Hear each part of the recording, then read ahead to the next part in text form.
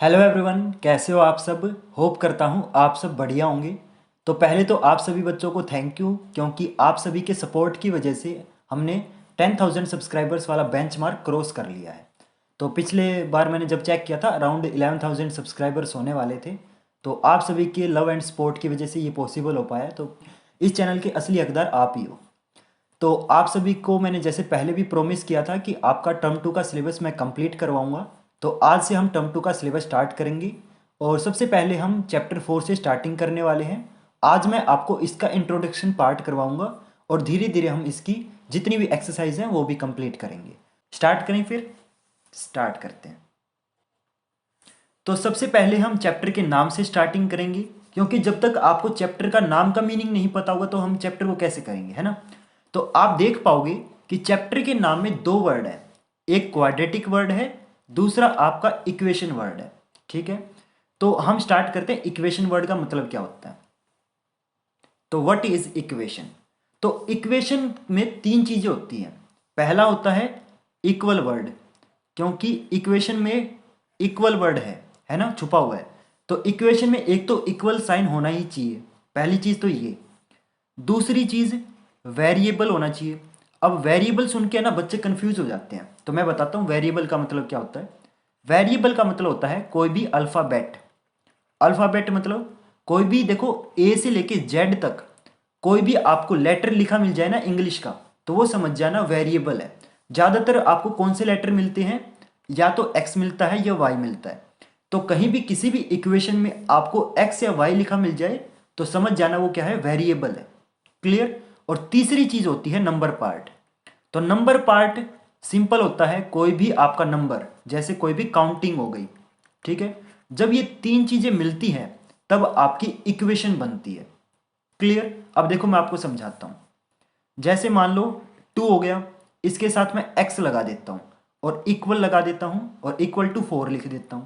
तो ये क्या है, ये मेरी एक इक्वेशन है। क्योंकि देखो इसमें इक्वल साइन भी है, इसमें आपका वेरिएबल भी है, और इसमें आपके नंबर पार्ट भी है। ठीक है। क्या है, नंबर पार्ट भी है। और जब भी कोई नंबर पार्ट किसी वेरिएबल के आगे आए उसको क्या बोलते हैं, उसको बोलते हैं कोफिशिएंट। क्या बोलते हैं, कोफिशिएंट। तो ये जो 2 है ये आपका x के आगे है, यानी कि x वेरिएबल था। जब भी कोई नंबर पार्ट वेरिएबल के साथ आए उसको क्या बोलेंगे, कोफिशिएंट बोलेंगे। तो ये आपका कोफिशिएंट हो जाएगा। क्लियर, आई ये चीज समझ आपको। अब देखो मैथ की भाषा में है ना इन चीजों को क्या बोलते हैं। तो मैथ की भाषा में किसी अल्फाबेट को वेरिएबल बोलते हैं, इक्वल साइन आपको पता है। तो किसी वेरिएबल के साथ कोई नंबर पार्ट आ जाए तो कोफिशिएंट बोलेंगे। और कोई नंबर पार्ट अकेला अकेला है, मतलब देखो यहाँ पे ये नंबर पार्ट अकेला है, तो ना तो इस ये किसी वेरिएबल के साथ है, सिर्फ अकेला है। तो कोई भी नंबर पार्ट अगर अकेला हो उसको बोलेंगे कांस्टेंट। क्या बोलेंगे, कांस्टेंट। तो कोफिशिएंट और कांस्टेंट में होते तो दोनों नंबर पार्ट है, बस फर्क क्या है, कोफिशिएंट किसी वेरिएबल के साथ होता है और जो कांस्टेंट है वो किसी वेरिएबल के साथ नहीं होता। तो ये क्या है, ये एक इक्वेशन है। तो हमने इक्वेशन वर्ड का मीनिंग तो समझ लिया। अब देखो चैप्टर का नाम है क्वाड्रेटिक इक्वेशन, यानी कि वो इक्वेशन जो क्वाड्रेटिक हो। अब क्वाड्रेटिक का मतलब क्या होता है समझाता हूं। तो इसको मैं इरेज कर लेता हूं। अब आपका नेक्स्ट वर्ड आता है क्वाड्रेटिक। तो क्वाड्रेटिक का मतलब होता है किसी भी चीज की 2 पावर होना। लेकिन यहां पे देखो क्वाड्रेटिक इक्वेशन की बात कर रहे हैं, तो ऐसा नहीं है कि किसी भी चीज की पावर 2 हो सकती है, सिर्फ और सिर्फ आपके वेरिएबल की पावर 2 होगी। तो जब भी किसी चीज की पावर 2 होती है तो उसको क्या बोलते हैं, स्क्वेयर होना बोलते हैं, है ना। तो यहां पे अगर कोई भी वेरिएबल आपका स्क्वेयर की फॉर्म में है तो उसको बोलेंगे क्वाड्रेटिक इक्वेशन। अब जैसे मैं एग्जांपल से समझाता हूं। मान लो यहां पे मैं कोई वेरिएबल लिख देता हूं, तो सबसे कॉमन वेरिएबल होता है आपका x। तो ये x लिख दिया और इस वेरिएबल का हम स्क्वेयर कर देंगे, तो स्क्वेयर कर दिया। और इसको मैं इक्वल टू 0 लिख देता हूं। ठीक है। तो अब मुझे ये बताओ कि क्या ये इक्वेशन है। तो अब बिल्कुल इक्वेशन है, क्योंकि इक्वेशन होने के लिए मैंने आपको बताया था 3 चीज़ों की ज़रूरत होती है। पहला आपका नंबर पार्ट, और ये बताओ मुझे ये नंबर पार्ट कोफिशिएंट है या कांस्टेंट है। तो कोफिशिएंट होने के लिए क्या बदला था मैंने, कि ये किसी वेरिएबल के साथ होना चाहिए। तो इसके साथ कोई वेरिएबल है नहीं है, तो ये क्या है, ये आपका कांस्टेंट वाला नंबर पार्ट है। क्लियर। तो नंबर पार्ट भी है। इक्वल साइन भी है और आपका वेरिएबल भी है। तो ये मैंने 3 कंडीशन बताई थी किसी भी चीज़ को इक्वेशन होने के लिए। तो ये तीनों चीज़ें हैं। तो यस, ये इक्वेशन है। और ये क्या, ये क्वाड्रेटिक इक्वेशन है। तो क्वाड्रेटिक इक्वेशन होने के लिए मैंने बताया था कि आपके वेरिएबल की पावर 2 होनी चाहिए। तो यस, ये क्वाड्रेटिक इक्वेशन है क्योंकि इसमें जो आपका वेरिएबल है उसकी पावर 2 है। तो इस टाइप की इक्वेशंस हम इस चैप्टर में पढ़ने वाले हैं। तो आई चीज समझ कि क्वाड्रेटिक इक्वेशन होती क्या है। तो अब मैं आपको कुछ एग्जांपल सिखाता हूं, तो एग्जांपल से डिस्कस करेंगे। तो जैसे मान लो मैं एक क्वाड्रेटिक इक्वेशन लिख देता हूं, 2x² plus 4x plus 9 equal to 0। क्या ये क्वाड्रेटिक इक्वेशन है? चेक करेंगे। तो इसमें नंबर पार्ट भी है, बहुत सारे नंबर पार्ट हैं। एक नंबर पार्ट ये, दूसरा ये, तीसरा ये, चौथा ये, 4 नंबर पार्ट है।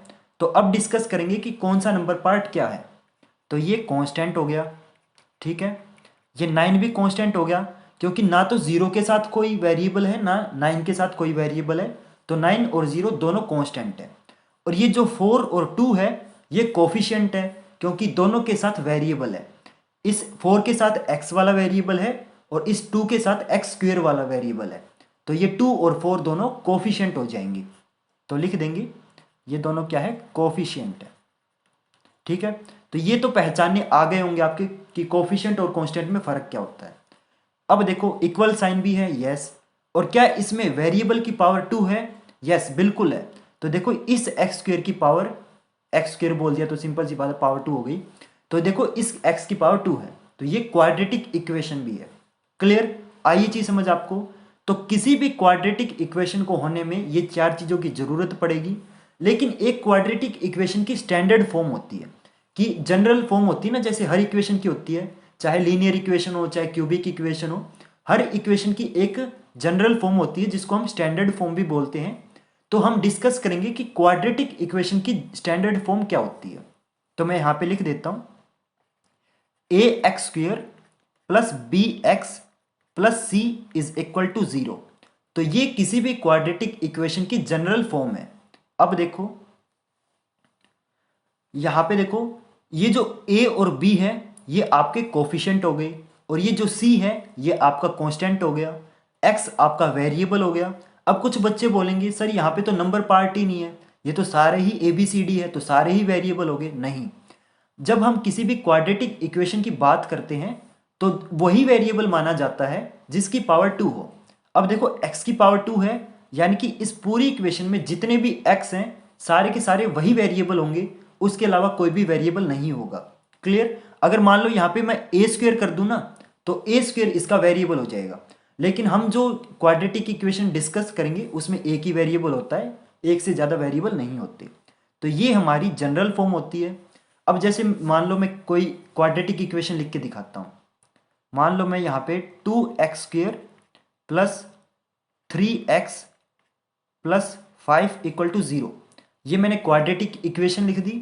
अब इसमें मुझे बताओ कि इसमें a की वैल्यू क्या होगी। तो a वो होता है जो x² के आगे लिखा हो। तो यहाँ पे देखो x² के आगे 2 लिखा हुआ है, यानी कि इसका a कितना हो जाएगा, 2 हो जाएगा। क्लियर?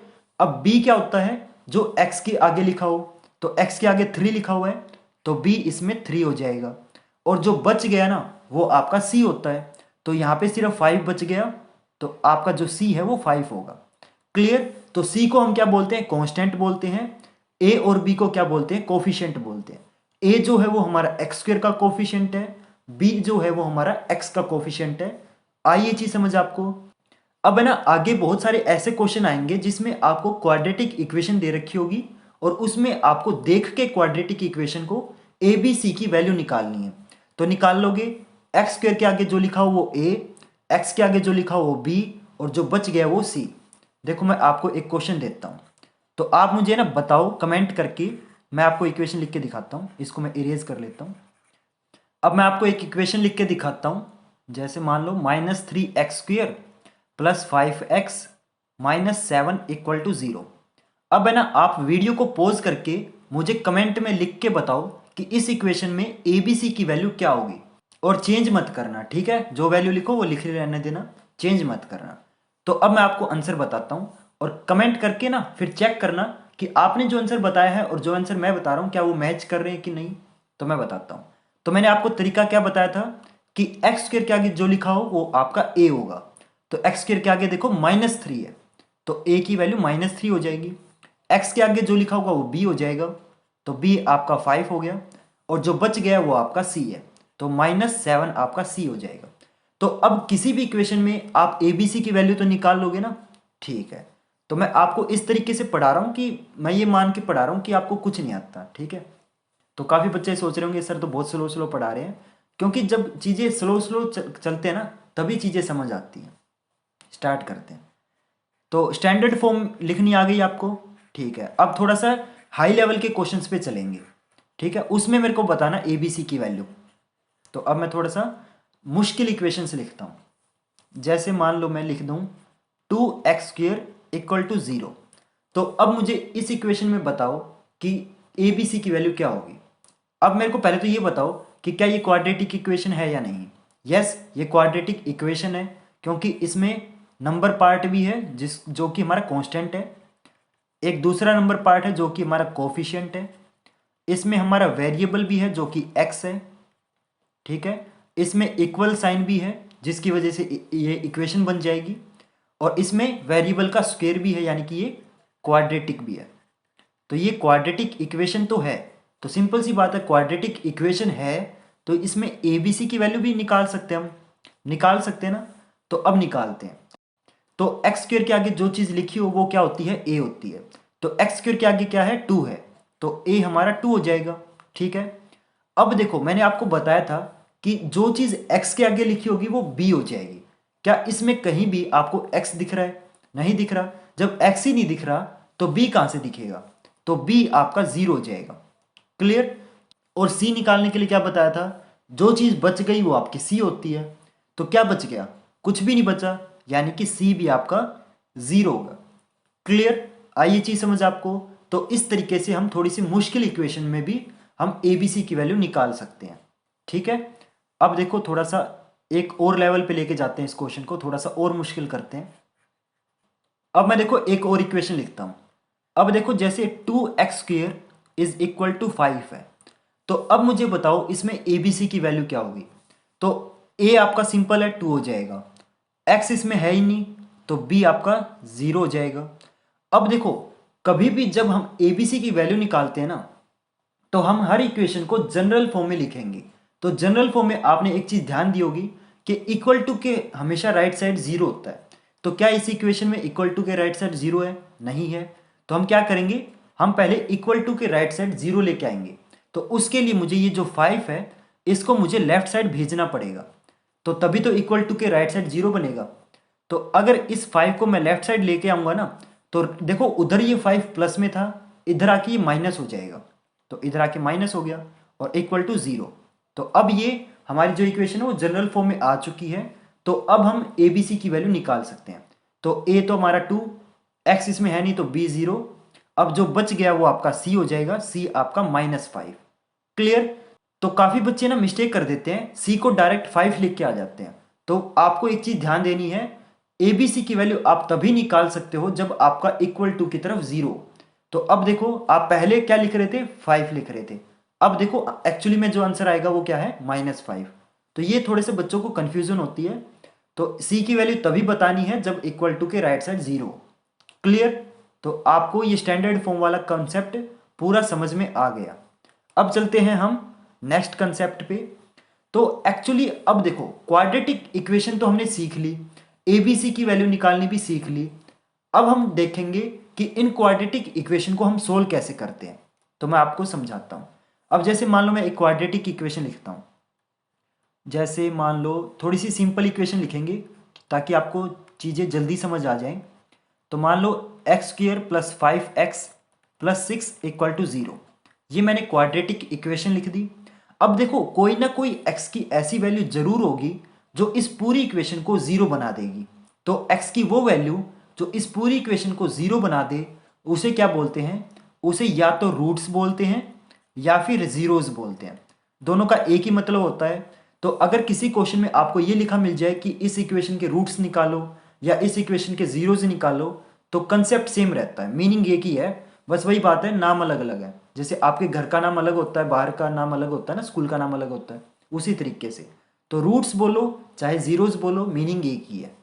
क्लियर? तो किसी भी क्वाड्रेटिक इक्वेशन को सोल्व करने के टोटल 4 तरीके होते हैं, उसमें से सिर्फ 3 तरीके आपके सिलेबस में है। पहला है आपका क्वाड्रेटिक फॉर्मूला, यहाँ पे क्वाड्रेटिक इक्वेशन लिखा हुआ है तो मैंने गलती कर दी लिखने में, क्वाड्रेटिक फॉर्मूला होता है। ठीक है, पहला मेथड है क्वाड्रेटिक फॉर्मूला। सबसे इजी मेथड लगता है मेरे को भी और बाकी बच्चों को भी, क्योंकि इसमें एक फॉर्मूला होता है, फॉर्मूले में वैल्यू पुट करो, कैलकुलेट करो, आंसर आ जाता है, बहुत सिंपल है। फिर आता है आपका फैक्टराइजेशन, वो भी मैं आपको समझाऊंगा। और लास्ट में आता है कंप्लीटिंग द स्क्वायर मेथड। तो ये टोटल 3 मेथड है, तो हम तीनों मेथड पढ़ेंगे बारी बारी। स्टार्ट करते हैं। तो मैं स्क्रीन को थोड़ा सा फुल स्क्रीन कर लेता हूं ताकि आपको सारी चीज़ें क्लियर दिखाई दे। ठीक है, अब मैं थोड़ा सा गायब हो गया हूं आपके लिए। तो अब देखो, सबसे पहला है आपका क्वाड्रेटिक फॉर्मूला।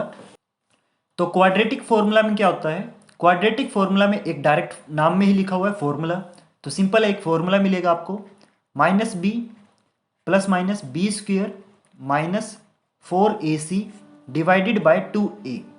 तो ये फॉर्मूला है, आपको डायरेक्ट फॉर्मूले में वैल्यू पुट करनी है, कैलकुलेट करना है, आंसर आ जाएगा।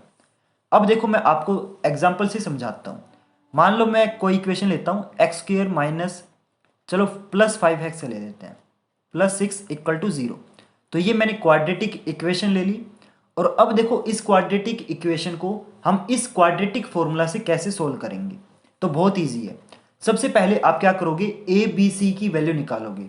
तो ए बी सी की वैल्यू निकालने के लिए मैंने आपको बताया कि किसी भी इक्वेशन का अगर हमें ए बी सी निकालना है तो सबसे पहले हम चेक करेंगे कि क्या ये इक्वेशन आपकी स्टैंडर्ड फॉर्म में लिखी गई है या नहीं, क्या ये इक्वल टू 0 है या नहीं। तो यस, ये क्वाड्रेटिक इक्वेशन हमारी स्टैंडर्ड फॉर्म में लिख रखी है, तो हम अब इसमें ए बी सी की वैल्यू निकाल सकते हैं। तो ए मेरा क्या हो जाएगा, अब देखो एक्स स्क्वायर के आगे जो चीज़ लिखी होती है वो हमारी ए होती है। अब कुछ बच्चे बोलेंगे कि सर एक्स स्क्वायर के आगे तो कुछ नहीं है। तो जिसका कुछ नहीं होता उसका ऊपर वाला होता है और सबका मालिक एक, तो इसलिए एक्स स्क्वायर के आगे कुछ नहीं है मतलब एक है। ठीक है, जैसे कहीं पे मैं 2 लिखता हूँ तो अब इसके डिनोमिनेटर में कुछ नहीं है मतलब इसका डिनोमिनेटर में 1 है। उसी तरीके से एक्स के आगे कुछ नहीं है तो इसका मतलब एक है। क्लियर? तो हमारे टीचर ने बताया था कि जिसका कोई नहीं होता उसका भगवान होता है और सबका मालिक एक। तो एक्स स्क्वायर का कोई नहीं है यानी कि इसका भगवान है और भगवान एक ही होता है, तो ए की वैल्यू 1 हो जाएगी। तो हमारे टीचर ने इस तरीके से समझाया था हमें, तो वही तरीका मैंने आपको बता दिया तो काफ़ी पुरानी चीज़ें याद आ रही हैं। तो ए हमारा 1 हो जाएगा। अब बी की वैल्यू क्या हो जाएगी, एक्स के साथ बी, तो 5 हो जाएगा और जो बच गया वो सी। तो हमने ए बी सी की वैल्यू निकालना तो मैंने आपको समझा दिया। मेरे को नहीं लगता कि अब कभी भी आपको लाइफ में ए बी सी निकालने में प्रॉब्लम आएगी, वो तो आप निकाल लोगे। ये फॉर्मूला आपको रटना पड़ेगा, इसका कोई सॉल्यूशन नहीं है, ये तो आपको याद ही करना पड़ेगा। अब देखो इस फॉर्मूले में हम जस्ट ये वैल्यूज पुट करेंगे, कैलकुलेट करेंगे, आंसर आ जाएगा। तो अब देखो हम फॉर्मूले में वैल्यू पुट करते हैं। तो फॉर्मूले में क्या लिखा गया है, माइनस बी। तो माइनस बी हमारा 5 है, तो -5 plus minus B square, B हमारा 5 है तो 5 का स्क्वेयर कर दो, -4ac, 4 इंटू ए की वैल्यू 1 है, सी कितना है 6 है, और रूट ये कंप्लीट के ऊपर है। ठीक है, बाय में 2a, तो 2 इंटू ए हमारा 1 है। आगे तो जस्ट कैलकुलेशन है, कैलकुलेट करेंगे, -5 प्लस माइनस, देखो 5 का स्क्वायर कितना होता है 25, 25 में से 6 4 जा 24, तो 25 minus 24 divided by 2, -5 plus minus 25 में से 24 गया तो 1 और 1 का रूट 1 होता है, तो डायरेक्ट मैं यहाँ पे 1 ही लिख देता हूँ। ठीक है, यहाँ पे हम डायरेक्ट 1 लिख देंगे, बाय में 2। अब देखो ये जो प्लस माइनस है ना, इसका मतलब क्या है, प्लस माइनस का मतलब होता है कि एक बार हम प्लस लेंगे एक बार हम माइनस लेंगे। तो अब देखो हम एक बार प्लस लेंगे, ठीक है, और एक बार हम माइनस लेंगे। तो ये प्लस माइनस देखो 1 के आगे है, यानी कि एक बार +1 लेंगे एक बार -1 लेंगे, तो हम कैलकुलेट करेंगे। तो -5 + 1 हो जाएगा -4 बाय में 2 -2, ठीक है, और -6 बाय में 2 -3। तो हमारी जो क्वाड्रेटिक फॉर्मूले से वैल्यूज आई हैं वो -2 और -3 आ गई। क्लियर? आई ये चीज़ समझ आपको? तो यही हमारे इस इक्वेशन के रूट्स बोल लो चाहे जीरोस बोल लो, एक ही मतलब है। तो हम ये बोल लेते हैं कि ये इस इक्वेशन के रूट्स हैं। तो इस इक्वेशन के दो रूट आएंगे और एक होगा -2 और एक होगा -3। एक चीज़ हमेशा याद रखना, आप जो चैप्टर पढ़ रहे हो ना क्वाड्रेटिक फॉर्मूला, इसमें क्या होता है, हर इक्वेशन के जो रूट होते हैं वो हमेशा दो आते हैं। क्लियर? चाहे दोनों इक्वल हो, चाहे दोनों अलग अलग हो, डिफरेंट हो, चाहे दोनों मतलब हो ही ना, तो वो डिपेंड करता है उस सिचुएशंस के ऊपर कि किस टाइप के रूट्स आ रहे हैं, वो मैं आपको आगे बताऊंगा। लेकिन फिलहाल के लिए आपको जो चीज़ याद रखनी है वो ये है कि आपकी क्वाड्रेटिक फॉर्मूला लगाओ चाहे कोई भी मेथड लगाओ, तो क्वाड्रेटिक इक्वेशन के हमेशा दो रूट्स आएंगे, ये चीज़ याद रखना। ठीक है? जितनी हाईएस्ट पावर होती है उतने रूट्स आते हैं। अगर कोई इक्वेशन क्यूबिक है तो उसके 3 रूट्स आएंगे, कोई इक्वेशन ऐसी है जिसमें x की पावर 4 है तो उसके 4 रूट्स आएंगे। हम जो चैप्टर पढ़ रहे हैं उसमें x की पावर 2 होती है, इसलिए रूट्स भी 2 आएंगे। क्लियर? तो क्वाड्रेटिक फॉर्मूला समझ आया आपको? डायरेक्ट क्या करना है, इस फॉर्मूला में एबीसी की वैल्यू पुट करनी है, कैलकुलेट करना है, आंसर आएगा बस। सबसे इजी मेथड है ये किसी भी इक्वेशन के रूट्स निकालने का। Clear students? अब चलते हैं हम नेक्स्ट मेथड के ऊपर, जो कि हमारा फैक्टराइजेशन वाला मेथड है। तो मैं आपको इसी सेम इक्वेशन के फैक्टराइजेशन मेथड से फैक्टर निकाल के दिखाता हूं। अब आप सोचोगे कि फैक्टर क्या होते हैं, तो फैक्टर बोलो, रूट्स बोलो, जीरोस बोलो, एक ही मतलब है। ठीक है? तो अब मैं आपको उसी इक्वेशन का अलग तरीके से रूट्स निकाल के दिखाता हूं। तो हमने इक्वेशन क्या मानी थी, x² + 5x + 6, ये हमने इक्वेशन मानी थी। तो अब इस इक्वेशन का रूट्स निकालेंगे। तो आपको पहले क्या करना है, सेम मेथड रहेगा। सबसे पहले आपको एबीसी की वैल्यू निकालनी है। तो ए हमारा 1 है, बी हमारा 5 है और सी हमारा 6 है। तो ये निकाल लोगे, चाहे कोई भी मेथड अप्लाई करो, ये चीज़ तो आपको निकालनी ही पड़ेगी। ठीक है? अब देखो, अब आप क्या करोगे, आप ए को और सी को मल्टीप्लाई करोगे। तो मल्टीप्लाई किसको कर रहे हो आप, ए इंटू सी कर रहे हो। तो ए हमारा 1 है, सी हमारा 6 है, 1 × 6 6 हो जाएगा। ठीक है? और यहां पे लिखना है ऐड, और जितना बी है उतना ऐड करना है। तो बी हमारा 5 है तो ऐड। तो आपको ऐसे दो नंबर सोचने हैं जिनको मैं मल्टीप्लाई करूं तो 6 आए और ऐड करूं तो 5 आए। तो सोचो, तो वो दो नंबर हो जाएंगे 2 और 3। 2 और 3 को मैं मल्टीप्लाई करूंगा तो 6 आएगा, 2 3 जा 6, और 2 और 3 को ऐड करूंगा तो 5 आएगा, 2 + 3 5। क्लियर? तो आपको कैसे पता चलेगा कि मल्टीप्लाई करने पर कितना आना चाहिए, ऐड करने पर कितना आना चाहिए? तो ए और सी को मल्टीप्लाई कर दो, तो वो दो नंबर सोचने हैं जिनको मल्टीप्लाई करने पर 6 आए, और जितना बी है उतना ऐड करने पर आना चाहिए। ठीक है? इस तरीके से आप सोचोगे। तो अब हमने नंबर सोच लिए 2 और 3। तो अब क्या करेंगे, हम इस इक्वेशन को लिख लेते हैं। लिख लिया। अब देखो, ये जो बीच में 5x है ना, इसको हम दो टुकड़ों में तोड़ देंगे। तो इस 5x को मैं क्या लिखूंगा, इस 5x को मैं 2x + 3x + 6 लिख सकता हूं। देखो 5x का मैंने दो टुकड़े कर दिए, 2x और 3x। ठीक है? और ये 2 और 3 कहां से आए, जो नंबर हमारे आए थे ना वहां से हमारा 2 और 3 आएगा। ठीक है? और 6 तो ये वाला 6 यहां पे लिख दिया, x² वाला x² यहां पे आ गया, = 0 तो है ही। कोई डाउट यहां तक? तो आपको नंबर जो सोचे हैं वो यहां पे काम आएंगे। ठीक है? अब देखो हम क्या करेंगे, इन दो आगे वाले नंबर में से और लास्ट के ये दो जो टर्म है इनमें से हम कॉमन निकालेंगे। तो x² + 2x में से क्या कॉमन आ रहा है, तो x देखो दोनों के अंदर है। कॉमन वो चीज होती है जो दोनों के अंदर होती है। तो यहां पे मैं x कॉमन निकाल लूंगा। अब बचेगा क्या, अब देखो x² में से अगर मैंने x निकाल लिया तो आपका सिर्फ x बचेगा, प्लस और 2x में से मैं x निकाल लूंगा तो 2 बचेगा। तो यहां पे हमने x कॉमन निकाल लिया तो ये आ गया। अब देखो लास्ट के जो दो टर्म है इसमें से फिर से कॉमन निकालेंगे। तो 3x में से और 6 में से क्या कॉमन आ रहा है, अब देखो x कॉमन तो आएगा नहीं, क्योंकि 3x के अंदर सिर्फ x है लेकिन 6 के अंदर x नहीं है। तो आपका x तो कॉमन आएगा नहीं, लेकिन आप देखोगे कि 3x में 3 है और 6 में भी कहीं ना कहीं 3 छुपा हुआ है, क्योंकि 6 को हम क्या लिख सकते हैं, 6 को हम 2 × 3 लिखते हैं। तो यहाँ पे मैं 3 कॉमन निकालूंगा, तो 3x में से 3 गया तो x बचेगा, और 6 को मैं 3 से डिवाइड कर दूंगा तो कितना आएगा, 2 आएगा, इक्वल टू 0। और एक चीज़ में आप ध्यान रखना हमेशा कि कॉमन निकालने के बाद जो चीज़ें ब्रैकेट के अंदर है ना वो हमेशा सेम होगी। यहाँ पे देखो कॉमन निकालने के बाद x+2 है, यहाँ पे भी देखो कॉमन निकालने के बाद x+2 है। तो अगर आप कॉमन निकाल रहे हो और आपकी ये दोनों जो ब्रैकेट वाली चीज़ें हैं वो सेम ना आए तो समझ जाना कहीं ना कहीं आपने या तो कॉमन निकालने में मिस्टेक की है या फिर ये 2 नंबर सोचने में मिस्टेक की है। ठीक है, ये हमेशा कंपलसरी है, 100% कंपलसरी है कि ये ब्रैकेट वाली चीज़ें हमेशा सेम आएंगी। ठीक है, अब देखो हम क्या करेंगे, इस बार हम x+2 को यानी कि जो चीज़ें ब्रैकेट के अंदर है उसको भी कॉमन निकाल लेंगे। तो मैं x+2 को कॉमन निकाल लेता हूँ। ठीक है, और अंदर क्या बचेगा, यहाँ से देखो x+2 हट गया तो सिर्फ x बचेगा, यहाँ से भी x+2 हट गया तो 3 बचेगा। तो ये चीज़ आ गई। अब हम क्या करेंगे, अब हम दोनों को बारी बारी 0 के इक्वल पुट करेंगे।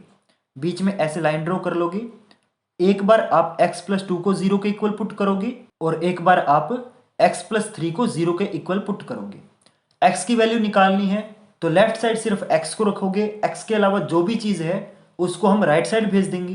तो देखो इधर लेफ्ट साइड में जो 2 है वो एक्स्ट्रा है, x के अलावा है, तो इस 2 को मैं राइट साइड भेजूंगा तो उधर जाके माइनस हो जाएगा। तो x इज इक्वल टू -2। तो x की वैल्यू एक तो -2 आ गई और इधर हम 3 को भेज देंगे उस साइड, तो x इज इक्वल टू -3। तो अब मेरी x की दो वैल्यू आ गई, -2 और -3। तो हमने जब क्वाड्रेटिक फॉर्मूला से इस इक्वेशन को सोल्व किया था तब भी सेम वैल्यू आई थी। तो इससे हमें क्या पता चलता है कि आप कोई भी मेथड यूज करो आंसर हमेशा सेम रहेगा। क्लियर? तो यहाँ पे भी देखो फैक्टराइजेशन से सोल्व करने पर हमारा आंसर -2 और -3 आ गया। तो इस तरीके से हम किसी भी इक्वेशन को फैक्टराइजेशन मेथड से सोल्व कर सकते हैं। अब कुछ बच्चे बोलेंगे कि सर ये तो मेथड बहुत इजी है, लेकिन आप जब चैप्टर करोगे ना स्टार्ट तब आपको इतनी इजी इक्वेशंस नहीं मिलेंगी, आपको थोड़ी थोड़ी मुश्किल इक्वेशंस भी मिलेंगी। तो ये तो मैंने आपको जस्ट एक इजी इक्वेशन से समझा दिया फैक्टराइजेशन मेथड को कैसे यूज करते हैं। अब मैं इसी मेथड को दोबारा समझाऊंगा आपको, लेकिन इस बार मैं जो इक्वेशन लूंगा वो थोड़ी सी मुश्किल लूंगा। ठीक है, अब थोड़ी सी मुश्किल इक्वेशन लेते हैं, तो इसको मैं इरेज कर देता हूं। इस बार हम थोड़ी सी मुश्किल इक्वेशन लेंगे, जैसे मान लो मैं -3x plus x² -10 is equal to 0, इस इक्वेशन को लेता हूं। अब देखो सबसे पहले क्या चेक करेंगे कि क्या ये इक्वेशन आपकी स्टैंडर्ड फॉर्म में है, अगर है तो ठीक है, अगर नहीं है तो स्टैंडर्ड फॉर्म में लिखेंगे। स्टैंडर्ड फॉर्म क्या कहती है कि सबसे पहले x² वाली चीज़ लिखते हैं, उसके बाद x वाली चीज़ लिखेंगे, उसके बाद बाकी बची हुई चीज़ लिखेंगे और इक्वल टू 0 होना चाहिए। तो हमने इस इक्वेशन को स्टैंडर्ड फॉर्म में लिख लिया। अब क्या करेंगे, हम ABC की वैल्यू निकालेंगे। तो a हमारा 1 हो जाएगा, x² के आगे कुछ नहीं है मतलब 1 है, तो a हमारा 1। b हमारा -3 हो जाएगा, x के साथ जो चीज़ है वो b हो जाएगी, और जो बच गया वो हमारा c हो जाएगा। तो हमने ABC निकाल लिया। अब क्या करेंगे, हम a को और c को मल्टीप्लाई कर देंगे, मल्टीप्लाई a एंड c। तो a हमारा 1 है, c हमारा -10 है, तो AC हमारा -10 आ गया। और ऐड करने पर कितना आना चाहिए, जितना हमारा b है। तो b हमारा -3 है। तो आपको ऐसे दो नंबर सोचने हैं जिनको मल्टीप्लाई करे तो -10 आए और ऐड करे तो -3 आए। अब ना इस टाइप के नंबर सोचना थोड़ा सा मुश्किल है, इसलिए मैं आपको इजी ट्रिक बताता हूं कि एक्चुअली इस टाइप के क्वेश्चंस को हम कैसे करेंगे। तो देखो अब मल्टीप्लाई करने पर -10 आ रहा है, अगर नॉर्मल 10 होता तो हम कर लेते कि 2 और 5 को मल्टीप्लाई कर दो तो 10 आता है, लेकिन आंसर ऐसा है कि -10 आना चाहिए। अगर मान लो मैं 2 और 5 नंबर सोचता हूं तो इनको मल्टीप्लाई करूंगा तो +10 आएगा, है ना। तो आंसर आना चाहिए -10।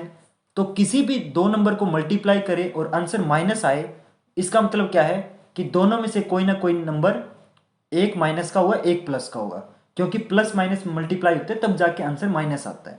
अगर दोनों माइनस माइनस होते, मान लो -2 है -5 है, इन दोनों को मल्टीप्लाई करूंगा तो फिर भी +10 आएगा, क्योंकि माइनस से माइनस कैंसिल हो जाएगा।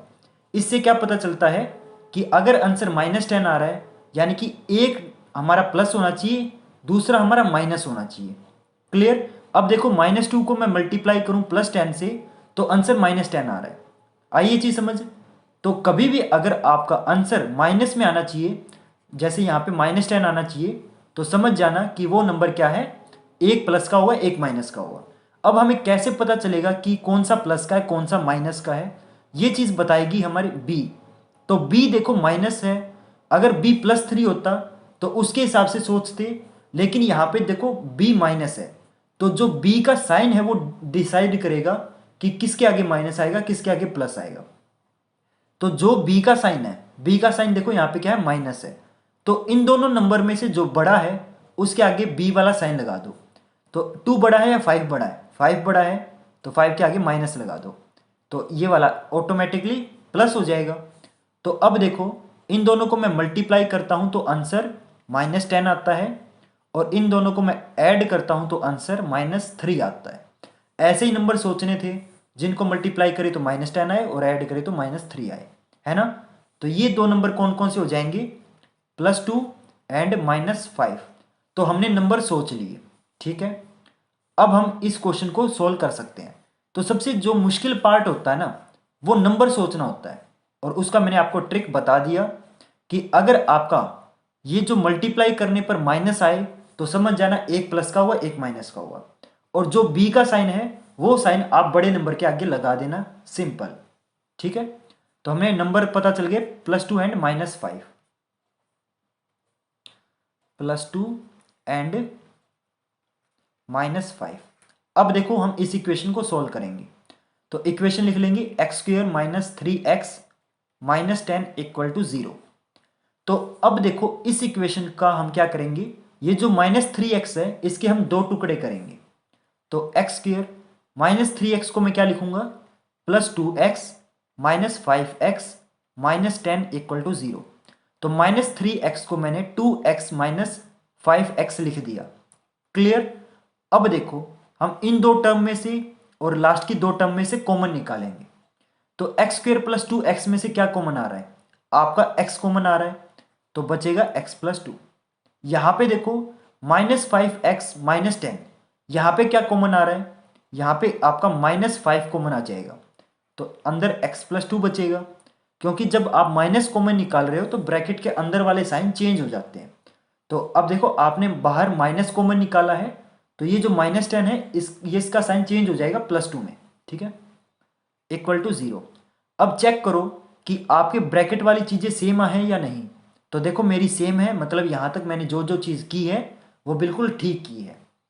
तो हम ब्रैकेट वाली चीज को फिर से कॉमन निकालेंगे, तो अंदर x - 5 बचेगा = 0, करेक्ट। तो अब क्या करेंगे, दोनों चीज को बारी बारी = 0 पुट कर लेंगे।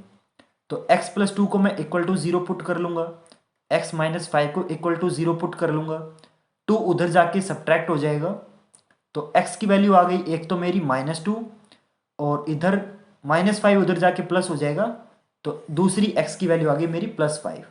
तो हमने इस इक्वेशन को सोल्व कर लिया, और इसके जो रूट्स आए हैं वो आ गए आपके, एक -2 दूसरा +5।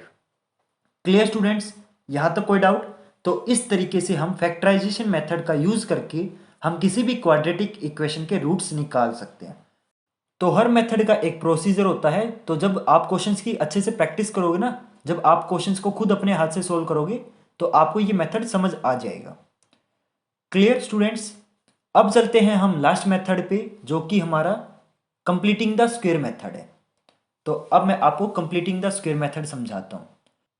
तो मैं सबसे इजी वाला एग्जांपल लेता हूं, जो कि हमारा x² + 5x + 6 = 0 है। तो ये एग्जांपल हम पहले भी ले चुके हैं, तो सेम एग्जांपल ले लिया, क्योंकि हमें इसका आंसर पता है ना। तो जो आंसर निकालेंगे तो हम चेक कर लेंगे कि जो आंसर हमने निकाला है वो करेक्ट है या गलत है। तो अब देखो मैं आपको बताता हूं कि इस मेथड में एक्चुअली हम करते क्या है। तो आपको नाम से ही पता चल रहा है, कंप्लीटिंग द स्क्वायर, यानी कि आपको इस मेथड में कुछ ना कुछ कंप्लीट करना है। तो क्या कंप्लीट करोगे वो आपको मैं दिखाता हूं। तो सबसे पहले हम ABC की वैल्यू निकालेंगे। तो इसमें मुझे A बताओ, A डायरेक्ट हमारा 1 हो जाएगा, क्योंकि x² के आगे कुछ नहीं है, मतलब वहां पे कुछ नहीं है, मतलब 1 है, करेक्ट। जैसे मैं 2 लेता हूँ, इसका डिनोमिनेटर में कुछ नहीं है, मतलब इसके डिनोमिनेटर में 1 है, तो जहाँ पे कुछ नहीं होता उसके वहाँ पे क्या होता है, 1 होता है। ठीक है, तो यहाँ पे एक्स के आगे कुछ नहीं है, मतलब 1 है। अब बी क्या हो जाएगा, बी अपना 5 हो जाएगा, और जो बच गया वो आपका सी हो जाएगा, सी आपका 6 हो गया। तो ए बी सी की वैल्यू हमने निकाल ली। अब क्या करेंगे, वैसे जो कंप्लीटिंग द स्क्वायर मेथड है ना, वो एक प्रोसीजर से चलता है, यानी कि स्टेप्स होते हैं। पहले स्टेप में आपको ये करना है, दूसरे में ये करना है, तीसरे में ये करना है, तो हम भी स्टेप वाइज चलेंगे। तो आपका जो सबसे पहला स्टेप है ना, उसमें क्या होता है कि इस पूरी इक्वेशन को आपको जो ए है ना उससे डिवाइड करना है। अब देखो हमारा ए क्या है, ए हमारा 1 है, तो इस पूरी इक्वेशन को अगर हम 1 से डिवाइड करेंगे तो कोई फर्क तो पड़ेगा नहीं, तो हम क्या करेंगे, इसको डिवाइड करेंगे ही नहीं। क्योंकि अगर ए की वैल्यू देखो यहाँ पे तो हमारी 1 आई है, लेकिन अगर 1 की अलावा कुछ और आता ना तो हम डिवाइड करते, क्योंकि आपको पता है किसी भी चीज़ को 1 से डिवाइड करो कोई फर्क तो पड़ेगा नहीं। तो अगर ए की वैल्यू कुछ और आती, मान के चलो ए की वैल्यू 2 आती, तो हम डिवाइड करते, लेकिन अब हमारी ए की वैल्यू 1 है तो हम डिवाइड नहीं करेंगे।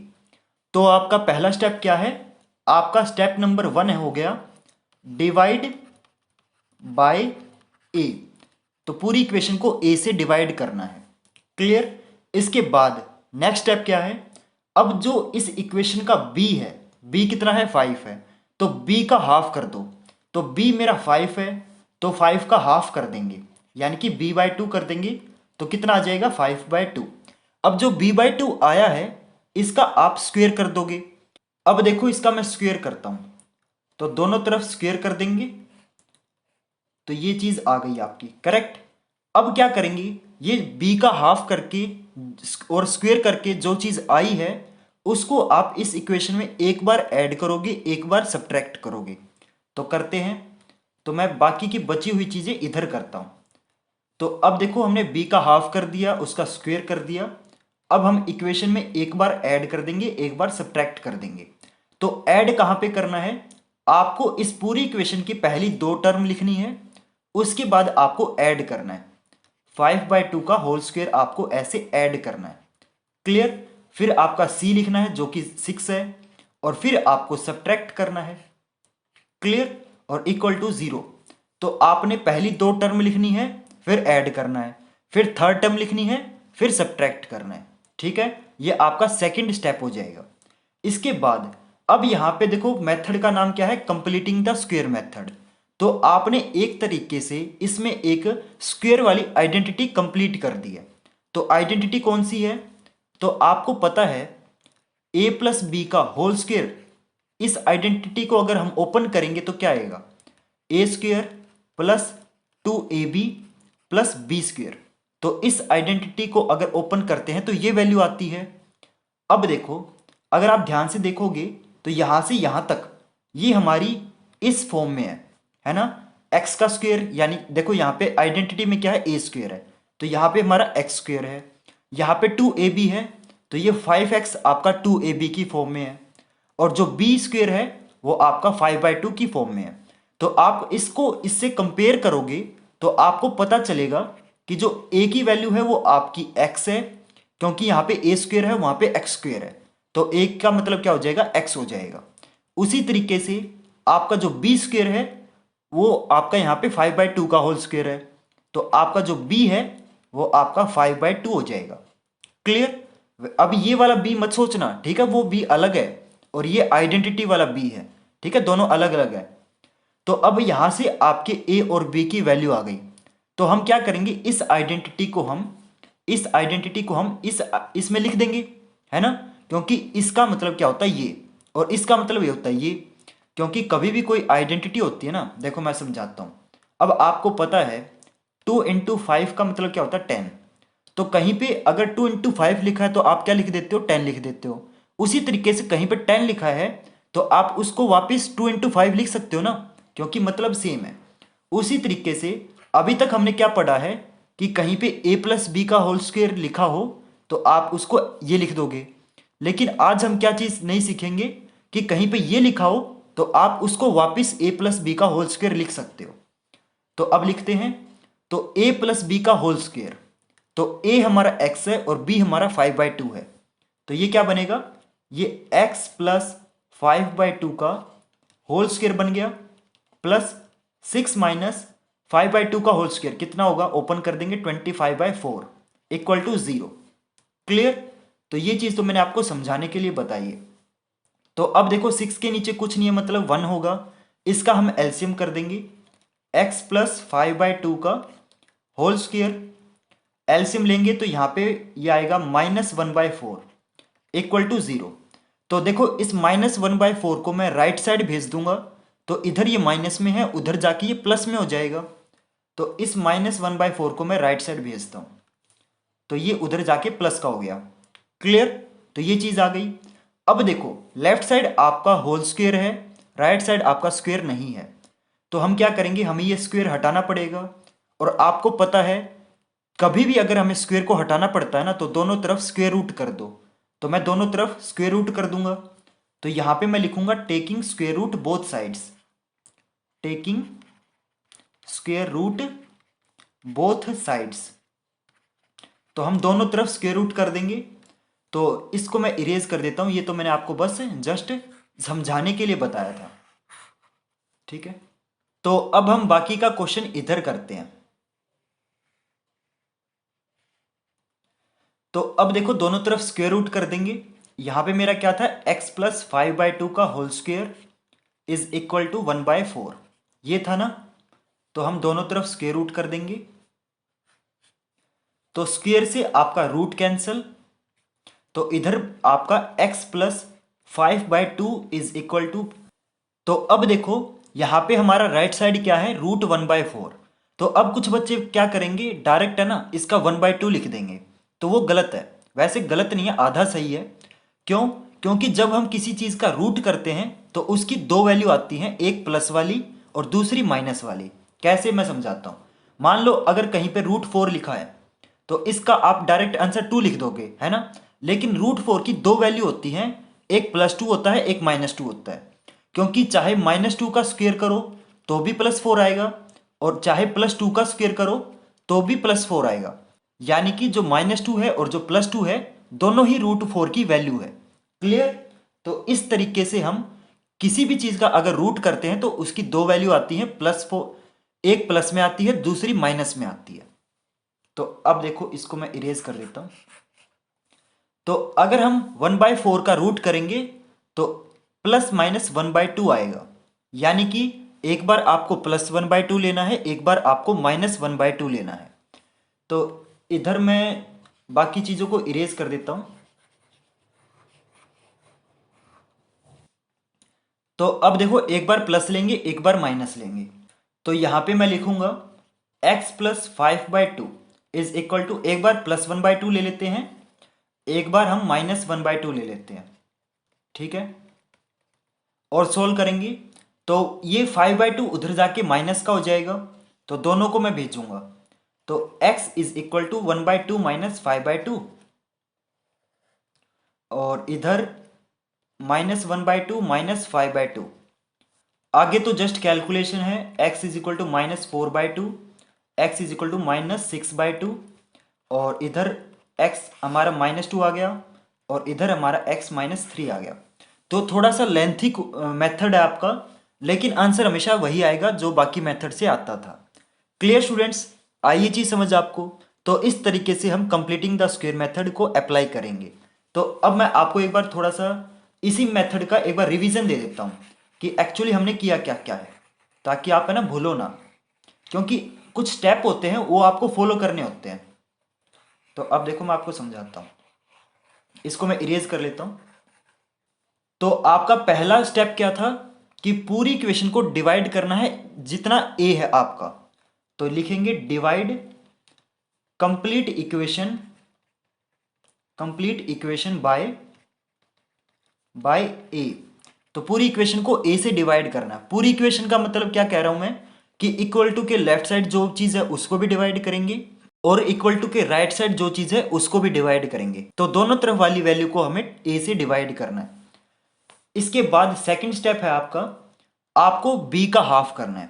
तो जितना b है उसका हाफ कर दोगे। ठीक है। हाफ करने का मतलब क्या है, उसको 2 से डिवाइड कर दो, और उसको आप स्क्वायर कर दो। स्क्वायर कर दिया और उसको आप एक बार ऐड कर दो, एक बार सब्ट्रैक्ट कर दो और फिर आप इक्वेशन बनाओ उस हिसाब से। और बस आगे तो कैलकुलेशन है और दोनों तरफ रूट लेना पड़ेगा। और रूट लेने के बाद क्या करोगे आप, एक बार जो रूट की वैल्यू आएगी ना, एक बार प्लस लेनी है, एक बार माइनस लेनी है, कैलकुलेट करना, आंसर आ जाएगा। ठीक है, तो यहां पे लिखूंगा मैं add this and also subtract this, also subtract this. फिर थर्ड स्टेप हो गया आपका मेक आइडेंटिटी, मेक आइडेंटिटी। और आइडेंटिटी आपकी ए प्लस बी का होल स्क्वायर भी बन सकती है या फिर ए माइनस बी का होल स्क्वायर भी बन सकती है, वो डिपेंड करती है। तो मैं आपको ना एक और एग्जांपल लेके दिखाऊंगा जिसमें आपको दूसरे तरह की आइडेंटिटी बनेगी। ठीक है, तो चिंता मत करो, अभी मैंने आपको इजी एग्जांपल से समझाया था, आगे मैं आपको थोड़ा सा मुश्किल एग्जांपल से भी समझाऊंगा। अब हम थोड़ी सी मुश्किल इक्वेशन लेते हैं। जैसे मान लो इस बार मैं 2x² minus 5x plus 3 equal to 0, ये इक्वेशन लेता हूं। ठीक है, तो हम सबसे पहले स्टेप में क्या करते हैं, पूरी इक्वेशन को हम a से डिवाइड करते हैं। तो इसमें देखो a की वैल्यू कितनी है, 2 है, तो हम इस पूरी इक्वेशन को 2 से डिवाइड करेंगे। तो यहां पे मैं लिखता हूं डिवाइडिंग इक्वेशन बाय 2, तो पूरी इक्वेशन को मैं 2 से डिवाइड कर दूंगा। तो 2x² माइनस 5x प्लस 3, इस पूरी को लेफ्ट साइड भी डिवाइड करेंगे और राइट साइड भी डिवाइड करेंगे। तो 2x² को अगर मैं 2 से डिवाइड करूंगा तो ये x² आएगा, माइनस 5x को 2 से डिवाइड करूंगा तो ये माइनस 5/2x आ जाएगा, प्लस 3 को डिवाइड करूंगा तो 3/2 आ जाएगा, और 0 को किसी भी चीज से डिवाइड करो कोई फर्क तो पड़ेगा नहीं, 0 आ जाएगा। ठीक है, अब देखो ये इक्वेशन हमारी इस तरीके से आ गई। अब क्या करेंगे, अब हम ABC की वैल्यू निकालेंगे। तो अब हम ABC की वैल्यू निकालेंगे, पहले नहीं निकालेंगे, पहले हम क्या करेंगे, डिवाइड करेंगे, उसके बाद आपको ABC की वैल्यू निकालनी है। पिछले इक्वेशन में मैंने पहले क्यों निकाला था, क्योंकि पिछली इक्वेशन में a की वैल्यू 1 थी। तो जब a की वैल्यू 1 हो तो हम डायरेक्ट ABC की वैल्यू निकाल सकते हैं, लेकिन जब आपकी a की वैल्यू 1 ना हो तो पहले डिवाइड करेंगे, उसके बाद हम ABC की वैल्यू निकालेंगे। तो देखो इसमें a मेरा कितना हो जाएगा, 1 हो जाएगा, मेरा b माइनस 5/2 हो जाएगा। ठीक है, और मेरा जो c है वो 3/2 हो जाएगा। करेक्ट, तो हमने ABC की वैल्यू निकाल ली। अब आपका नेक्स्ट स्टेप क्या था कि जो b है ना उसका हाफ कर दो। तो यहां पे लिखता हूं मैं, अब देखो जो आपका b है वो कितना है, b आपका माइनस 5/2 है, तो इसका हाफ करेंगे, तो इसको मैं इधर हाफ से मल्टीप्लाई कर देता हूं। ठीक है, तो ये अराउंड आ जाएगा आपका -5/4 आ जाएगा, है ना। तो इसको मैं -5/4 लिख देता हूं। अब आप दोनों तरफ स्क्वायर कर दोगे, तो मैं दोनों तरफ स्क्वायर कर देता हूं। अब आप इसको इस इक्वेशन में एक बार ऐड करोगे, एक बार सब्ट्रैक्ट करोगे। तो पहले हम 2 टर्म लिखेंगे, उसके बाद ऐड करेंगे, फिर हम तीसरी टर्म लिखेंगे, फिर हम सब्ट्रैक्ट करेंगे। तो करते हैं, तो हमें इस इक्वेशन में ऐड और सब्ट्रैक्ट करना है, इस इक्वेशन में नहीं करना। ठीक है, उस इक्वेशन को भूल जाओ, अब सारा काम इस इक्वेशन के हिसाब से होगा। तो करते हैं, पहले हम 2 टर्म लिखेंगे, x² माइनस 5/2x, अब हम ऐड करेंगे। तो ऐड करता हूं मैं, -5/4 का होल स्क्वायर ऐड करना है, फिर थर्ड टर्म लिखनी है, थर्ड टर्म मेरी 3/2 है, फिर हमें सब्ट्रैक्ट करना है। अब हम सब्ट्रैक्ट कर देंगे इक्वल टू 0। ठीक है, 2 टर्म लिखने के बाद ऐड, थर्ड टर्म लिखने के बाद सब्ट्रैक्ट। क्लियर। अब देखो, अब आपको आइडेंटिटी बनानी है, तो आप इन तीनों टर्म की आइडेंटिटी बना के देखोगे। तो अब देखो मैं आपको वैसे एक ट्रिक बता देता हूं। तो ये जो x वाली वैल्यू है ना, ये अगर आपकी माइनस में हो तो जो आपकी आइडेंटिटी बनेगी वो a माइनस बी का होल स्क्वायर बनेगी। अगर ये x वाली वैल्यू प्लस में हो तो जो आपकी आइडेंटिटी बनेगी वो a प्लस बी का होल स्क्वायर बनेगी।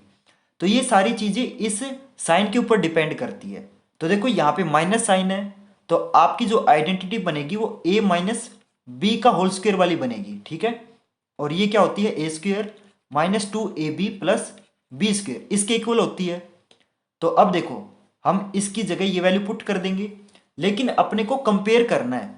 तो यहां पे देखो a² है, यहां पे x² है, यानी कि ए की वैल्यू x है, करेक्ट। यहाँ पे देखो बी स्क्वेयर है और यहाँ पे -5/4 का होल स्क्वेयर है, यानी कि b की वैल्यू -5/4 आ गई, करेक्ट। तो हमारी a और b की वैल्यू आ गई। तो अब हम बहुत ही आसानी से आइडेंटिटी बना सकते हैं। तो अब ये चीज़ मेरी क्या बन जाएगी, ये मेरी a माइनस बी का होल स्क्वेयर, यानी कि a मेरा x है, -5/4 का होल स्क्वेयर बन गई, ठीक है। और बाकी बचा हुआ ये चीज़ भी हम यहाँ पे लिख देंगे, ठीक है। तो 3/2 माइनस और -5/4 के होल स्क्वेयर को ओपन करेंगे तो ये आएगा अराउंड 25/16 इज इक्वल टू 0। तो ये इक्वेशन हमारी ये बन गई, ठीक है। जस्ट हमने क्या किया, आइडेंटिटी लगा दी और ये वाली टर्म बिल्कुल एग्जैक्टली ऐसे की ऐसे लिख दी। अब इसको हम बहुत ही आसानी से सोल्व कर सकते हैं। अगर आपने यहाँ तक कर लिया ना, ये समझ लेना आपने अराउंड 70% क्वेश्चन तो कर ही दिया, क्योंकि ज़्यादातर बच्चे ना यहाँ पे कंफ्यूज हो जाते हैं। तो आपको ना सारे स्टेप याद रखने पड़ेंगे, क्योंकि ये जो मेथड है ये कंप्लीट आपका स्टेप बेस्ड मेथड है। तो जिस बच्चे को स्टेप आते हैं वो इस मेथड को बहुत अच्छे से कर लेगा। हाँ, थोड़ा सा आपको मेहनत करनी पड़ेगी, 2-4 बार ट्राई करना पड़ेगा, लेकिन जब आप अपने हाथ से क्वेश्चन सोल्व कर लोगे ना, तो आप मतलब इतनी पकड़ हो जाएगी आपकी कि आप इन क्वेश्चन को बहुत आसानी से कर लोगे। अब मैं आपको बताता हूँ कि आगे कैसे करेंगे। तो मैं इधर का इरेज कर देता हूँ। तो इस इक्वेशन को यहाँ पे मैं सोल्व करता हूँ। तो क्या लिखा हुआ है, x-5/4 का होल स्क्वेयर प्लस इसका एलसीएम ले लेंगे तो एलसीएम अराउंड 16 आएगा। तो 824 minus 25 is equal to 0। x-5/4 का होल स्क्वेयर और ये -1/16 आ जाएगा। अब देखो इस -1/16 को हम राइट साइड भेज देंगे तो ये -1/16 उधर जाके ये प्लस में हो जाएगा। तो इसको उधर भेजते हैं। तो इसको हमने उधर भेज दिया। अब दोनों तरफ हम स्क्वायर रूट करेंगे। तो दोनों तरफ मैं स्क्वायर रूट करता हूँ। तो x-5/4 का होल स्क्वायर तो दे रखा है, इसका हम स्क्वायर रूट कर देंगे। 1/16 का भी स्क्वायर रूट कर देंगे, स्क्वायर से रूट कैंसिल। तो x-5/4 इज इक्वल टू 1/16 का रूट कितना हो जाएगा, +-1/4। एक बार आप +1/4 लोगे, एक बार आप -1/4 लोगे। आगे तो जस्ट हमें हल्की फुल्की कैलकुलेशन रह गई, वो और कर देते हैं, क्वेश्चन कंप्लीट हो जाएगा। तो एक बार +1/4 पुट करेंगे, एक बार हम -1/4 पुट करेंगे। तो x-5/4 इज इक्वल टू, पहले हम +1/4 ले लेते हैं, एक बार हम -1/4 ले लेते हैं, करेक्ट। तो देखो -5/4 उधर जाके ये प्लस में हो जाएगा। तो x is equal to 1/4 plus 5/4, x is equal to, तो ये एलसीएम लेने पर 6/4 आएगा। तो x की वैल्यू एक तो आ गई मेरी 3/2, ठीक है। और इसमें देखो ये फिर से उधर चला जाएगा तो प्लस हो जाएगा उधर जाके। तो ये 1/4 प्लस 5/4, तो ये 4/4 आ गया। तो x की वैल्यू आ गई 1। तो हमारे x की दो वैल्यू आ चुकी हैं, 3/2 और 1, ठीक है। तो हमने क्वाड्रेटिक इक्वेशन को सोल्व किया है, मतलब हमारी दो वैल्यू आएगी, ओबियस है। तो हमारी दोनों वैल्यू आ चुकी है। Clear students. तो देखो ये मैंने थोड़ा सा मुश्किल एग्जाम्पल से समझाया आपको, तो होप करता हूँ ये मेथड आपको समझ आया होगा। तो आपको ना स्टेप्स याद रखने पड़ेंगे। पहले डिवाइड करना है, उसके बाद b का हाफ करना है और उसका स्क्वायर करना है, एक बार ऐड करना है, एक बार माइनस करना है, ठीक है। फिर आइडेंटिटी बनानी है, फिर दोनों तरफ रूट लेना है। जो रूट लेने के बाद जो वैल्यू आएगी, एक बार प्लस लेनी है, एक बार माइनस लेनी है। तो थोड़ा सा लेंथी मेथड है बाकी मेथड्स के कंपैरिजन में, लेकिन थोड़ा सा प्रैक्टिस करोगे तो समझ आ जाएगा। ऐसा तो है नहीं कि बिल्कुल इम्पॉसिबल है। अगर मैं समझ सकता हूँ तो आप भी समझ सकते हो ना। ऐसा थोड़ी है कि भगवान ने आपको अलग दिमाग दिया, मेरे को अलग दिया, ऐसा तो नहीं है। तो आप कर लोगे, ठीक है। थोड़ा सा हिम्मत रखना। तो मैंने आपको तीनों मेथड समझा दिए। इसके बाद हमारा जो लास्ट टॉपिक आता है वो है हमारा नेचर ऑफ रूट्स। तो अब मैं आपको वो टॉपिक करवाता हूँ। इसके बाद आपका नेक्स्ट टॉपिक आता है नेचर ऑफ रूट्स। तो अभी तक हमने ये तो पढ़ लिया कि रूट होते क्या हैं, है ना। रूट वो वैल्यू होती है एक्स की या किसी भी वेरिएबल की जो उस इक्वेशन में पुट करे तो उस पूरी इक्वेशन को जीरो बना दे। जैसे मैं आपको, अभी तक हम कौन सी इक्वेशन ले रहे थे, हम ज़्यादातर ये इक्वेशन ले रहे थे और हमारे दो रूट आते थे बार बार, -2 और -3, चाहे किसी भी मेथड से निकालो सेम रूट आते थे। तो अब देखो इन दोनों में से मैं कोई भी वैल्यू इस इक्वेशन के अंदर पुट करूंगा ना, तो ये पूरी इक्वेशन जीरो के इक्वल हो जाएगी। देखो मैं आपको दिखाता हूँ, तो चलो -2 पुट करके देख लेता हूँ मैं। तो x की जगह -2 पुट करूंगा तो -2 का स्क्वायर हो जाएगा +5, इस x की जगह भी -2 आ जाएगा +6 = 0। तो -2 का स्क्वायर 4 और 5 इंटू -2 कितना हो जाएगा, ये -10 हो जाएगा। तो -10 + 6 और 4 + 6 होता है 10, 10 - 10 = 0। तो ये 0 = 0 आ गया। तो रूट वो होता है जो इस वेरिएबल की जगह पुट करें। इस पूरी इक्वेशन में वेरिएबल क्या है, x है, तो x की जगह मैंने ये पुट किया तो हमारा आंसर 0 आ गया। अब देखो हमने -2 पुट किया था, चाहे -3 पुट करोगे तो भी आंसर 0 ही आएगा। तो ये इसका मतलब क्या है, रूट्स है। तो हमने ये तो पता चल गया हमें कि रूट्स होता क्या है और निकालते कैसे हैं, 3 मेथड से निकालते हैं वो भी मैंने आपको बता दिया। लेकिन अब हम सीखेंगे कि ये जो नेचर है, इन रूट्स का नेचर कैसा है। अब देखो हमें ये पता है कि रूट्स हमेशा क्वाड्रेटिक इक्वेशन के दो आते हैं। तो अब मान लो एक रूट ये, एक ये रूट है, तो अब या तो ये रूट दोनों बिल्कुल सेम हो सकते हैं, मान लो ये या तो दोनों 2-2 हो गए, दोनों 3-3 हो गए, है ना।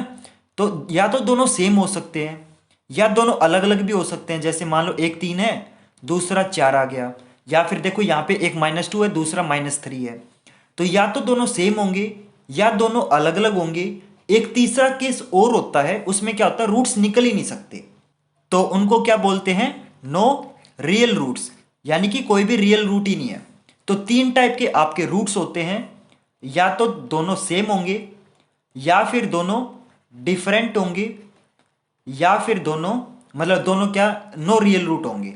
तो रूट निकलेंगे ही नहीं, तो हम बता ही नहीं सकेंगे कि इक्वल है या डिफरेंट है। तो 3 केस होते हैं, अगर रूट निकलते हैं या तो दोनों इक्वल होंगे या दोनों डिफरेंट होंगे, या फिर रूट निकलेंगे ही नहीं। तो अब आपको क्या करना है, हमें कुछ इक्वेशन दी मिलेगी और उस इक्वेशन को बिना सोल्व किए, बिना उसके रूट्स निकाले, हमें उस इक्वेशन के रूट्स का नेचर बताना है कि इसके जो रूट्स आएंगे वो इक्वल होंगे या डिफरेंट होंगे या रियल ही नहीं होंगे। ठीक है।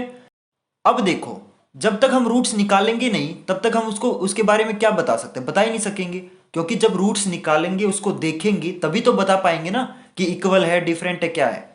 लेकिन मैं अब आपको एक तरीका बताता हूं कि बिना किसी इक्वेशन को सोल्व किए हम बता सकते हैं कि उस इक्वेशन के रूट्स आपके किस टाइप के आएंगे। तो ये कंसेप्ट आपकी इस पूरे चैप्टर की जो लास्ट एक्सरसाइज है उसके अंदर आपको देखने को मिलेगा, तो वो भी मैं आपको सिखा देता हूं। तो इस कंसेप्ट में एक आपका नया वर्ड होता है जिसको बोलते हैं डिस्क्रिमिनेंट। क्या बोलते हैं, डिस्क्रिमिनेंट। तो डिस्क्रिमिनेंट की अभी देखो मेरे को स्पेलिंग तो आती नहीं है, डिस्क्रिमिनेंट शायद यही स्पेलिंग होगी। इसको वैसे डी से रिप्रेजेंट करते हैं और डी का फॉर्मूला होता है b² - 4ac। ठीक है, ये वैल्यू आपने जो क्वाड्रेटिक फॉर्मूला मैंने करवाया था उसके अंदर हमने देखी थी। तो इसको बोलते हैं डिस्क्रिमिनेंट। तो हमें किसी भी इक्वेशन को पूरा सोल्व करने की जरूरत नहीं है, हमें जस्ट उसका डिस्क्रिमिनेंट निकालना है और डिस्क्रिमिनेंट को देख के ही हम बता देंगे कि इसके रूट्स किस टाइप के आएंगे। जैसे देखो आपको मैं एक एग्जांपल के लिए, फॉर एग्जांपल x² + 5x + 6 ये इक्वेशन ले लेता हूं। ठीक है, तो इसका डिस्क्रिमिनेंट निकालूंगा मैं। तो इसका b कितना है, 5 है, तो b² यानी कि 5 का स्क्वायर -4 इंटू a कितना है, 1 है, 1 इंटू c कितना है, 6 है। तो 5 का स्क्वायर 25, 4 6 24, तो ये 1 आ गया। तो इसका डिस्क्रिमिनेंट 1 है। तो कभी भी अगर आपका डिस्क्रिमिनेंट 0 से बड़ा आ जाए तो आपके रूट्स क्या होंगे, रूट्स आपके डिफरेंट होंगे। क्या होंगे, डिफरेंट रूट। ठीक है, तो इसका देखो जो डिस्क्रिमिनेंट है वो 1 है और 1 0 से बड़ा होता है, यानी कि इस इक्वेशन के जो रूट्स होंगे वो रियल भी होंगे, रियल मतलब अब निकल गए मतलब रियल है, रियल भी होंगे और डिफरेंट भी होंगे। ठीक है, और वैसे आपको पता ही है इस इक्वेशन के दो रूट आते हैं, -2 और -3, तो दोनों रियल भी है और दोनों डिफरेंट भी है। क्लियर। तो यहां से क्या पता चलता है कि अगर डिस्क्रिमिनेंट आपका 0 से बड़ा है तो आपके रूट्स डिफरेंट और रियल आएंगे। ये चीज आपको ध्यान रखनी है। तो ये कंडीशन तो रियल और डिफरेंट रूट्स की है। अब मैं आपको इक्वल रूट्स की कंडीशन समझाता हूं। तो इसको इरेज कर देंगे।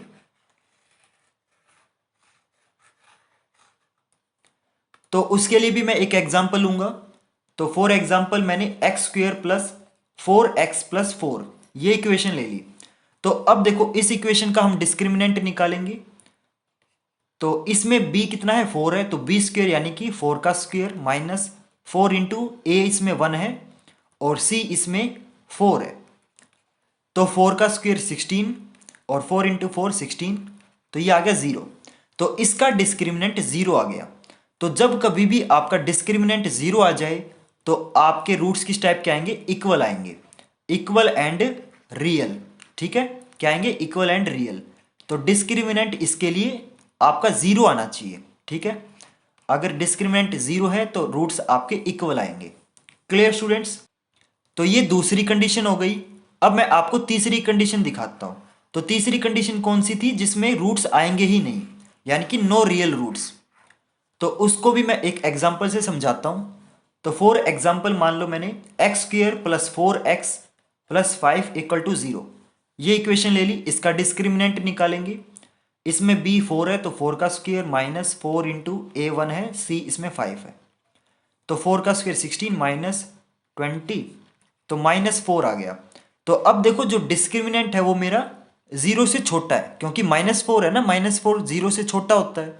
तो जब कभी भी आपका डिस्क्रिमिनेंट 0 से छोटा आ जाए तो आपके रूट्स आएंगे ही नहीं, यानी कि नो रियल रूट्स। तो आप चाहे इसको क्वाड्रेटिक फॉर्मूला से करो, चाहे फैक्टराइजेशन से करो, चाहे आप कंप्लीटिंग द स्क्वायर मेथड से करो, किसी भी मेथड से करो, इस इक्वेशन के रूट्स आएंगे ही नहीं। ठीक है, आप सोल्व ही नहीं कर पाओगे। ठीक है, तो जब भी आपका डिस्क्रिमिनेंट 0 से छोटा आ जाए तो उसके रूट्स हो ही नहीं सकते, उसको क्या बोलेंगे, नो रियल रूट्स। क्लियर?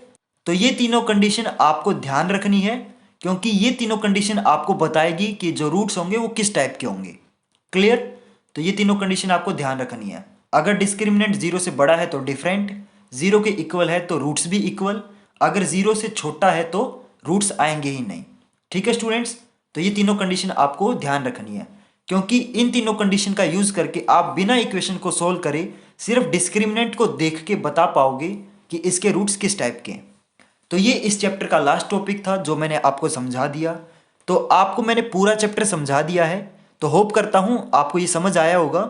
और अब नेक्स्ट वीडियो में हम इसकी एक्सरसाइज सोल्व करेंगे, जिसमें मैं आपको हर क्वेश्चन का हर पार्ट करवाऊंगा, और वो भी लाइन वाइज। तो प्लीज़ आप चैनल को सब्सक्राइब कर लेना। ठीक है, और मैं आपके लिए स्टडी नोट्स भी बना रहा हूँ। तो काफ़ी चैप्टर्स के मैंने बना दिए हैं और अपलोड भी कर दिए हैं, तो आप मेरे चैनल पे चेक कर सकते हो। एक दो चैप्टर के बचे हैं, वो भी मैं आपको करवा दूंगा।